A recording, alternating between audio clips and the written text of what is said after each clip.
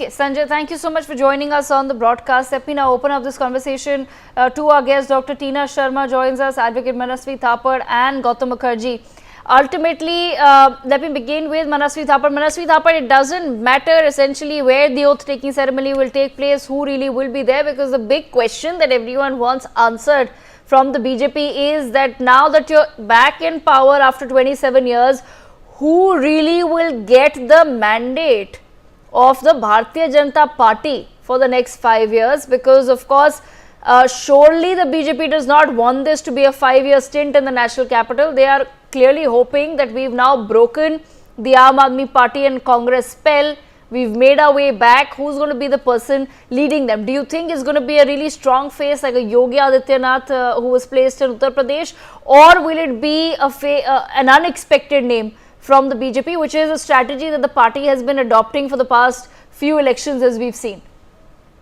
Be sure about BJP in terms of selection of the chief ministers. In the past, they have been surprising everyone, and we cannot bet on any individual as of now that this is the one who's going to be there, because in the last couple of elections where BJP has won, what we have seen, the trend has been a surprising name has erupted, and what I think that's a very good strategy for BJP. It keeps the Karyakartas motivated, that you can also one day become a chief minister, an unexpected name can become a chief minister, and you're motivated to just continue your journey in BJP and work hard for the party. So I think that's a very good strategy to keep the momentum alive, and there cannot be any bold claims or stakes by any individual. So what happens with such surprises is the party becomes bigger than an individual. So when individuals try to take stake in the party, that we are bigger than the party, or we would be the only front runner for the chief minister position, or any plum position for that matter. So what happens there is what we have seen with Congress and other political parties, somehow party diminishes. I think it's a very good strategy, and I think BJP should continue the strategy. This makes sure that the big wings, big guns which they make, they continue working hard, and the new ones also get good chance and opportunities to prove themselves. And I don't think there are two ways about it. It's an excellent strategy, and BJP is very good at it. They need to make sure that the next elections, coming elections in Delhi, and also elections around the year and the next year, how do they make that samanjasya between all these things? So BJP is good at it, and now is the time for BJP to manage old guards and the new blood in BJP in Delhi, and I think BJP would be very much capable to do that seamlessly. That would happen, and party has been doing that. Surprises have come in the party, and even with surprises, people have not shied away with it. Big guns have not said that we'll not follow the party line. That's the way the discipline between BJP and Congress is much visible. Even if you are not given what you want, even then you continue working for the party. I think that's where the difference of winning ability and coming back in power is the difference in BJP and other political parties. Okay, all right. Gautam Mukherjee also with us. Gautam Mukherjee, your thoughts on the same as well. As far as the names are concerned, Pravesh Verma, one of the front runners, simply because he has managed to defeat Arvind Kejriwal from his seat. So, of course, he would be making his case for why he deserves it. But certain other names as well, Rekha Gupta, Satish Upadhyay, Karnail Singh, Manjinder Singh Sirsa. What are your thoughts? Will it be a female chief minister? Is that the route that the Bharatiya Janata Party would want to take for Delhi? Well, I think the emphasis is, as Manasvi said, on retaining power for much, and as you said earlier, for beyond the 5 years. And in order to do that, the fractiousness, which has been a hallmark of the BJP in Delhi, where there's a lot of factions and a lot of backbiting. It's happened in Delhi. It's also happened in Rajasthan. And in both places, as a consequence, BJP has not been able to secure power. Now that has been put to rest in Rajasthan by picking a person who is non-controversial and acceptable to all sides. I think a similar thing will be done in Delhi. And the important thing, which I think all the people of Delhi are looking forward to after 10 years, where promises were made but not kept, even to the very poor. I mean, if the Aam Aadmi Party said that we will give you this and that to the very poor and then has failed to do so. It's one of the reasons, quite apart from the middle class getting next to nothing out of it, that they have been shown the door. Now, BJP has to quickly hit the ground running and demonstrate how much better they are at running Delhi and addressing all its pending problems, which have festered and grown. There is talk of a triple engine sarkar with the municipality also coming in under the BJP, the mayoral election probably going in their favor. So nothing could be stronger. They are in power in all the states surrounding Delhi and what form the part of the NCR. And, so the chief minister is the least of it. It is good if they pick somebody who can implement policies efficiently. There is some talk that he should be decisive, like Yogi is in UP. There are a lot of illegal immigrants, lakhs of them, in fact, in Delhi, that need to be dealt with. They need to be flushed out. Their papers have to be checked and things of that order. It's not going to happen if the chief minister is not strong-minded. So all of this is in the works, but main thing is delivery. BJP must deliver. Devika. Okay, let me go across to Tina Sharma at this point in time as well. Tina Sharma, I want to understand from your perspective, some of the front runners that you feel the BJP will be betting its, placing its bets on for the next 5 years, because they have a lot to prove as far as the national capital is concerned. Yes, it was a different battle up until this point because the focus was on defeating the Aam Aadmi Party. It's very different for political parties when they're on the, when they're on the defensive side of it, when you're in the opposition. So it's much easier then. But you've made a lot of promises and you definitely want a face who can come in and show the people that it's not just a Sheila Dikshit model or it's not just an Arvind Kejriwal model that can work for Delhi, that there is a face within the BJP that will also be able to lead the national capital the way it deserves to be led, which is the reason why people have been complaining for the better part of the last 5 years.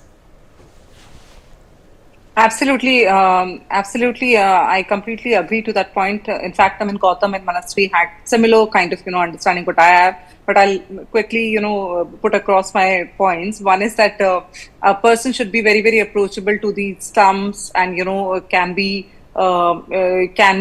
seen as a great chief minister for Delhi, because it's 27 years of vanvas which BJP has seen in Delhi. So I strongly feel, and I've seen that, I've seen the BJP party people very closely.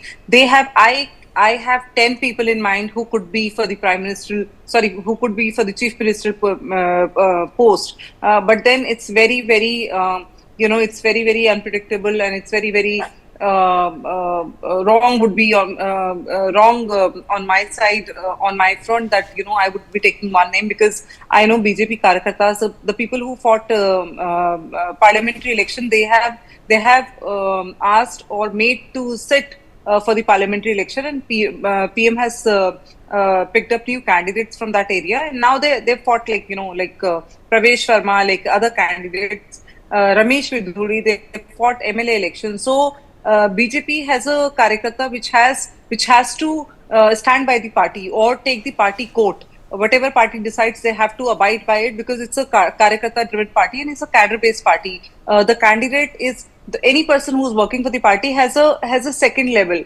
It is only the party decision making, and the kind of environment BJP has is a very simple, that they know that power should not go in one hand. So I'm sure that BJP, whoever puts for CM candidature, BJP will have a great thought behind it. And I know Baijent Panda and other people They're very thoughtful people. They're very mature people. I have seen them in last municipal corporation elections. They fought it very well, and BJP got the right amount of. In fact, I mean, in spite of 15 years of anti-incumbency, BJP had the edge on voting percentage. So I completely would agree to both the panelists. But yes, I would say that it's very unpredictable in BJP. If you see Rajasthan, if you see Haryana in last few months, BJP has different candidate. But yes, I'm sure BJP will not give a chance to somebody who's been controversial. Secondly, who'd been not been favorite, or cannot have hand holding character for other people or other MLAs. There shouldn't be anything which is not there in that guy. I think BJP will see A, B, C, D, E, too many things in a man, and or probably a woman for that matter. And BJP has 10 faces 11 faces who can be chief minister candidate or deputy chief minister candidate. If BJP has decided on making deputy chief minister as well. So I strongly feel that there are enough talent BJP has other than parties. Yeah. Okay, bringing Mr. Pankaj Vora into the conversation. Mr. Pankaj Vora, I want to understand from your perspective, when the BJP is choosing its chief ministerial face for the national capital, are there any caste equations? Are there any, gender equations that you feel the party will be keeping in mind? Because there are two female names that have also prominently now come up as far as some of the names are concerned, including Shikha Rai, including Rekha Gupta as well. So do you feel that perhaps that will be a consideration, that it should could be a female chief minister? Well, there's always a possibility of a woman being the chief minister of Delhi once again, and BJP may, consider that. But there's been a lot of speculation so far as who is likely to be the chief minister, barring Mr. Modi and perhaps Mr. Shah. Nobody right now knows. It's a very tall order for the party right now, because after 93, they have not been able to win Delhi Assembly elections again. When last time BJP was in power, it changed 3 chief ministers within 5 years, and that somehow did not sit very well with people of the city. Secondly, one has to understand that the chief minister of Delhi is not the chief minister in the same way as a chief minister of Uttar Pradesh or a chief minister of full-fledged state. Delhi has a C-grade assembly where, regardless of whoever comes to power, the real power lies with the center. Through the lieutenant governor, the law and order, the use of land, everything is vested with the center, and it is for whoever is made the chief minister, for him or her to coordinate properly with the center in order to get things done. You need a chief minister by going by Rajasthan, Madhya Pradesh and Chhattisgarh. The people are thinking that, or there's a talk that there will be a nondescript person who nobody knows who will be, anointed the chief minister. I don't think that is going to happen. If Mr. Modi may take many things into his mind. For instance, the next election after Delhi is going to be Bihar. So, and the Purvanchalis have voted for BJP in a very big way. So, a Purvanchali face could be definitely in the consideration. Rekha Gupta is a very good choice also. But whoever is picked up, whether it is Parvesh Verma or Satish Upadhyay or Vijender Gupta or Arvinder Singh Lovely or Manjinder Singh Sirsa, a person who's well versed with the problems of the city needs to be here. It's a very tall order, and their expectations are very high. BJP just cannot falter here. It cannot, afford to not perform.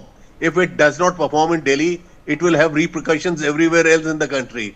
Delhi will be under a microscope all the time, and city is in bad shape. The roads are in total disarray. I mean, there are potholes and all that. there are so many other things which need to be streamlined. So unless and until the person who takes over as the chief minister understands the problems of the city, understands what it means to be at the helm of affairs, it will be very difficult. A person who's foisted from above and has no inkling of what happens in Delhi is not likely to succeed. Despite all the prompting he or she may receive from the top or from the top bosses, the person has to be here hands-on. Somebody like Madanlal Khurana, who he evolved as the leader of the city in 35 years. He was a street fighter. He had come up, and he was perhaps one of the best performing chief ministers Delhi has had. And after that, people talk of the Sheila Dikshit model.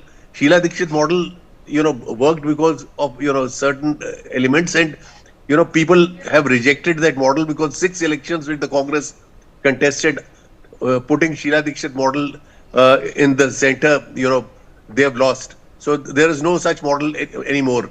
Kejriwal's model has fetched Kejriwal over 46% votes even in this election which he lost. So there may be some people who may agree with some of the policies which he had, but overall now, since the elections are over and the BJP is going to be in power, and it is also perhaps going to also control the municipal corporation after the defection of 3 AAP MLAs. So it will be all the 7 MPs of Lok Sabha, then Assembly and Corporation. So it will have no excuse to offer if it does not deliver.